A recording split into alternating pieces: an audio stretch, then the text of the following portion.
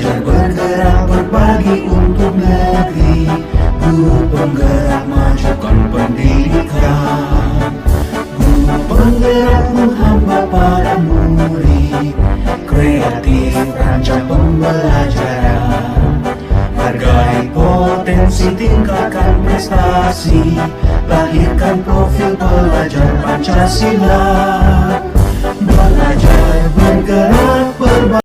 Assalamualaikum warahmatullahi wabarakatuh. Saya Noipah, CGP Angkatan 11 Kabupaten Pemalang. Saya akan melakukan wawancara bersama dengan Bapak Ikhwanuddin SPDI MPD selaku Kepala Sekolah SDN 01 Blendung. Selamat pagi Pak, bagaimana kabarnya hari ini? Selamat pagi juga Bu Pak. Alhamdulillah pada hari ini saya dalam sehat. Bagaimana dengan Bapak sendiri? Alhamdulillah Pak, saya juga sehat walafiat. Saya senang mendengarnya Bapak sehat juga. Iya. Terima kasih Pak meluangkan waktunya untuk hari ini ya Pak. Iya. Mohon izin saya akan mewawancari Bapak terkait dengan pengambilan keputusan sebagai seorang pemimpin. Iya.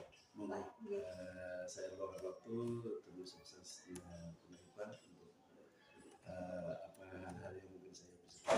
Iya, terima kasih Pak. Langsung saja ya Pak, nggih? Iya. Untuk pertanyaan yang pertama Pak, ini Pak.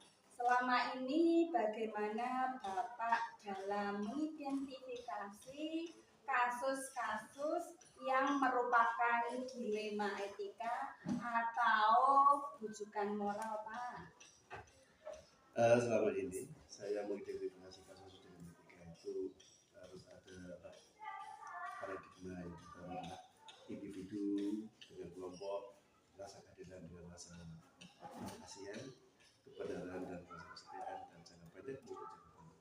Hal itu yang menjadikan tolak ukur saya selaku kepala sekolah untuk menentukan sebuah sebuah keputusan dalam dilema etika. Terus selanjutnya ya Pak, ini pertanyaan yang kedua nggih Pak nggih. Selama ini bagaimana Bapak menjalankan pengambilan keputusan di sekolah Bapak, terutama untuk kasus-kasus di mana ada dua kepentingan yang sama-sama benar atau sama-sama mengandung nilai kebajikan Pak? Terima kasih Pak. Memang menjadi dilema bagi seorang pemimpin pada kepala sekolah ya untuk mengambil sebuah keputusan agar semuanya itu sesuai dengan alur dan bisa legowo kedua-duanya dalam permasalahan yang sama-sama benar. Tapi saya tetap berpegang teguh pada peraturan yang sudah disepakati bersama tentang hal-hal yang mungkin harus kita sepakati dalam keadaan di mana duanya itu tidak ada yang merasa dirugikan maupun merasa dirugikan. Itu Bu. Baik Pak.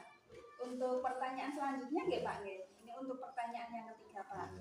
Ini langkah-langkah atau prosedur seperti apa yang biasa Bapak lakukan selama ini?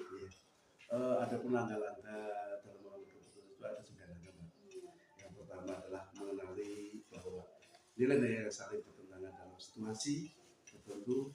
Yang kedua, menentukan siapa yang terlibat dalam situasi tersebut.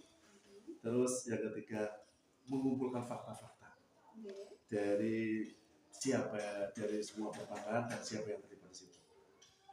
Dan mencari relevansi dari fakta-fakta yang ada dengan situasi tersebut. Terus menguji benar salah. Terus menguji paradigma benar salah. Terus yang melakukan prinsip resolusi dan melakukan investigasi opsi dilema, itu yang penting. Terus setelah itu baru kita membuat sebuah keputusan, dan setelah kita membuat keputusan baru lihat ketentuan itu dan kita refleksikan bahwa keputusan itu sudah benar atau sudah benar. Dari langkah 9 itu tidak serta-merta kita harus ini salah untuk mempertimbangkan hal-hal yang perlu kita pertimbangkan. Baik Pak. Ini untuk pertanyaan selanjutnya lagi ya Pak. Hal-hal apa saja yang selama ini Bapak anggap efektif dalam pengambilan keputusan pada kasus-kasus dilema etika tersebut, Pak? Dalam mengambil keputusan di dilema etika itu kita harus menganalisis sebuah kasus, kemudian menentukan solusinya, serta mengedepankan kepentingan umum. Jadi semuanya itu berpihak pada murid. Kalau itu tidak berpihak pada murid, kita berpihak sama. Artinya semua keputusan kita ambil terhadap kepentingan murid. Karena kita adalah sebagai kepala sekolah. Ya, baik Pak. Ini ada pertanyaan lagi ya Pak. Hal-hal apa saja yang selama ini merupakan tantangan dalam pengambilan keputusan pada kasus dilema etika, Pak? Tantangan-tantangan dalam mengambil sebuah keputusan yaitu mencari keputusan yang terbaik, karena keduanya merupakan masalah yang sama-sama benar.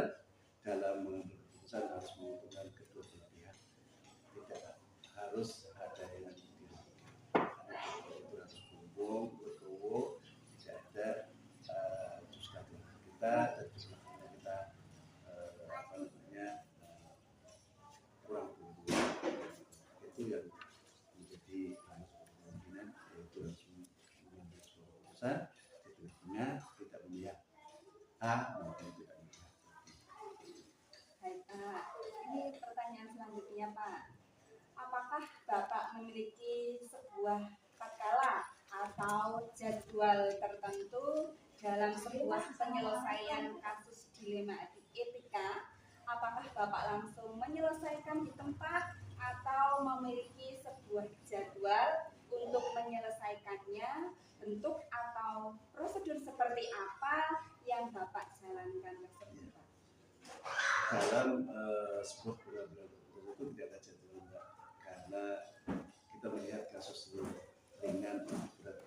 Jika kasus itu ringan, maka kita selesaikan secepat mungkin di saat itu juga, biar tidak melantur atau berkembang tidak jelas. Maka dari itu kasus yang ringan kita selesaikan di saat itu juga. Tapi jika bermasalah berat sehingga memerlukan waktu penanganan dan pemikiran yang lebih intens, maka harus melalui tahapan-tahapan yang yaitu meninjau fakta seperti apa yang saya sampaikan, itu harus melalui itu.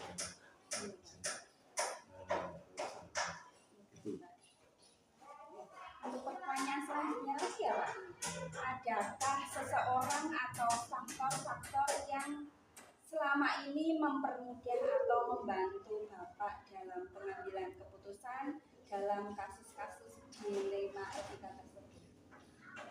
Faktor-faktor yang mempermudah saya dalam mengambil keputusan koordinasi dengan semua, baik itu tim maupun warga sekolah, guru, dan semuanya, ataupun warga itu adalah membantu dalam saya dalam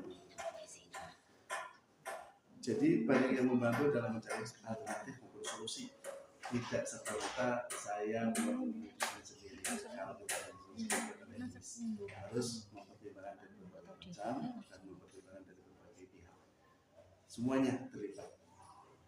Tidak serta-merta harus memutuskan dengan sendiri. Itu kasus. Ini pertanyaan terakhir ya Pak, ini terakhir. Dari semua hal yang telah disampaikan Bapak tadi ya, pembelajaran apa yang dapat Bapak petik dari pengalaman Bapak mengambil keputusan dilema etika tersebut? Pembelajaran yang saya dapat itu adalah dalam mengambil keputusan tidak gegabah, tidak serta-merta langsung tapi harus melakukan langkah-langkah yang konkret, langkah-langkah yang kita bisa laksanakan sesuai dengan prosedur. Ada 4 paradigma, ada 3 prinsip dan 9 langkah yang harus kita kuasai dari segala hal-hal yang disampaikan. Yang terpenting adalah jangan membuat keputusan itu harus berpihak pada murid. Tidak ada hal-hal A atau B itu di bawah, tapi kita yang pertama adalah berpihak pada murid. Jadi hal-hal itulah yang membuat kita menjadi pembelajaran. Saya juga menjadi bijak dalam analisis permasalahan untuk dijadikan pertimbangan untuk solusi yang terbaik bagi kita semua, agar semua guru, semua warga sekolah bisa tenang, tenang dalam melaksanakan itu. Pak. Terima kasih Pak atas wawancara hari ini. Ya. Saya akhiri ya Pak.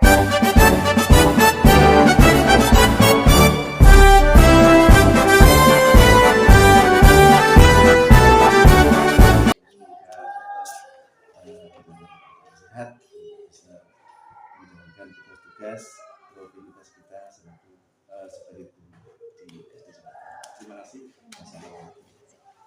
Ya.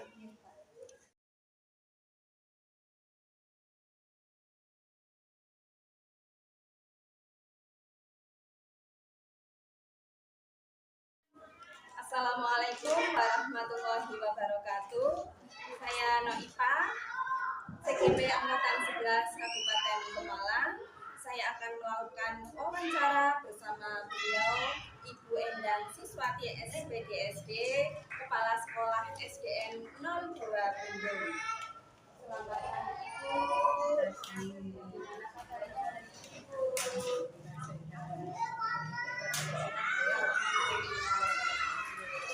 Ibu, hari ini saya mohon izin waktunya untuk meminta uangnya untuk mewawancarai Ibu tentang pengambilan keputusan sebagai seorang pemimpin. Ini langsung saja ya Bu. Untuk pertanyaan yang pertama, selama ini bagaimana Ibu dapat mengidentifikasi kasus-kasus yang merupakan dilema etika atau moral? Terima kasih menyampaikan. Selama ini saya saat mengidentifikasi kasus-kasus di masyarakat, saya berkoordinasi dengan guru untuk melihat kasus tersebut, siapa saja yang terlibat, dengan melihat kebenaran yang ada untuk dilakukan pengujian kebenaran, lalu musyawarah untuk pengambilan keputusan sesuai dengan aturan yang berlaku yang sudah disepakati bersama. Kemudian saya melihat dari sudut pandang moral dan hukum juga, apabila kasus tersebut melanggar hukum, maka sudah tentu benar lawan salah dalam hal ini. Namun jika masih bisa dikatakan benar lawan benar, ini masalah tersebut adalah dilema etika. Ini bagaimana menjalankan pengambilan keputusan di sekolah itu, terutama untuk kasus-kasus di mana ada dua kepentingan yang sama-sama benar atau sama-sama mengandung nilai kebajikan. Nah, kalau seperti ini memang menjadi dilema bagi seorang pemimpin untuk mengambil keputusan dari permasalahan yang sama-sama benar, tetapi saya tetap berpegang teguh pada peraturan yang sudah disepakati bersama, tetapi juga melihat nilai kebaikan dan bermanfaat bagi orang banyak. Kemudian selama ini juga saya melakukan identifikasi kasus dari berbagai sudut pandang, kemudian menimbang secara matang mana yang benar dan keputusan tersebut menguntungkan banyak orang atau tidak ada yang dirugikan. Contohnya gitu, langkah-langkah atau prosedur seperti apa yang biasa dilakukan? Tentunya langkah-langkahnya ada beberapa ya. Yang pertama kami lakukan menentukan penyebab permasalahan. Terus yang kedua menentukan siapa yang terlibat. Yang ketiga menanyakan kepada orang-orang terdekat. Yang keempat berdiskusi dengan warga sekolah. Selanjutnya membuat beberapa solusi keputusan. Kemudian menimbang lagi dari berbagai sudut pandang sebelum memutuskan atau mengambil solusi. Baik, ini pertanyaan selanjutnya Ibu, hal-hal apa saja yang selama ini Ibu anggap efektif dalam pengambilan keputusan pada kasus-kasus dilema etika? Yang selama ini saya melakukan analisis kasus, kemudian menentukan solusinya, menyesuaikan dengan peraturan dan norma-norma yang berlaku, serta mengedepankan kepentingan umum atau solusi tersebut bermanfaat bagi banyak orang dan baik secara jangka panjang.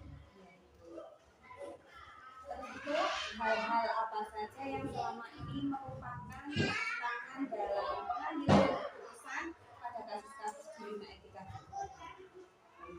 Tantangan selama ini, tantangan saya dalam mengambil keputusan adalah mencari keputusan yang terbaik, karena keduanya merupakan masalah yang sama-sama benar. Dalam mengambil keputusan harus menguntungkan kedua belah pihak dan tidak ada merugikan salah satunya.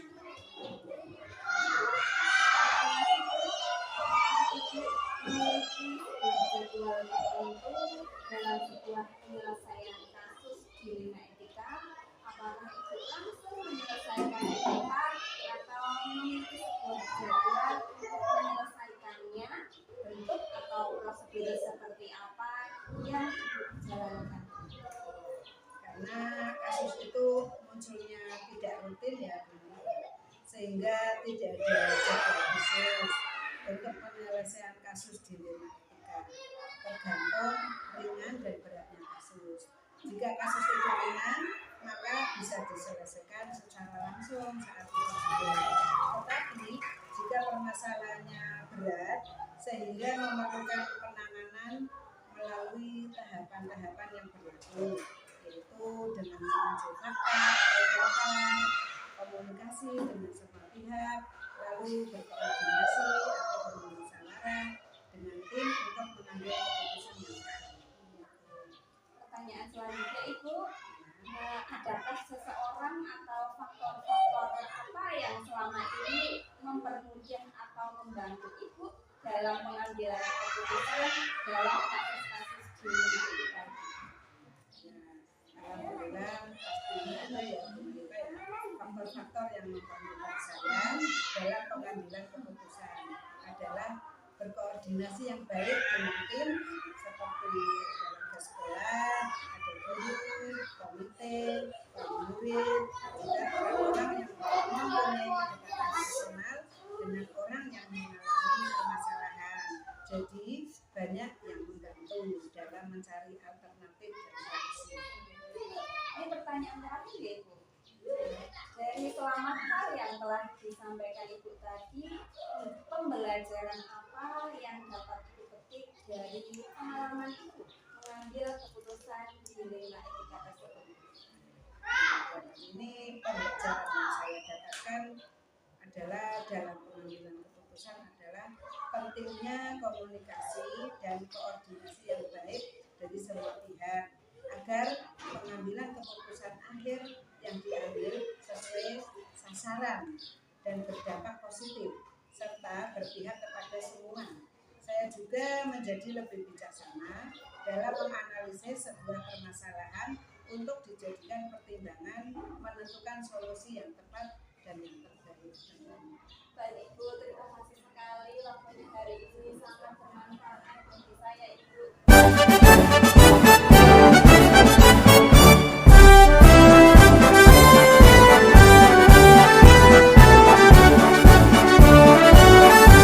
Dua penduk, beliau Ibu Endang Suswati SPDSD. Terima kasih saya akhiri. Billahi taufiq wal hidayah. Wassalamualaikum warahmatullahi wabarakatuh.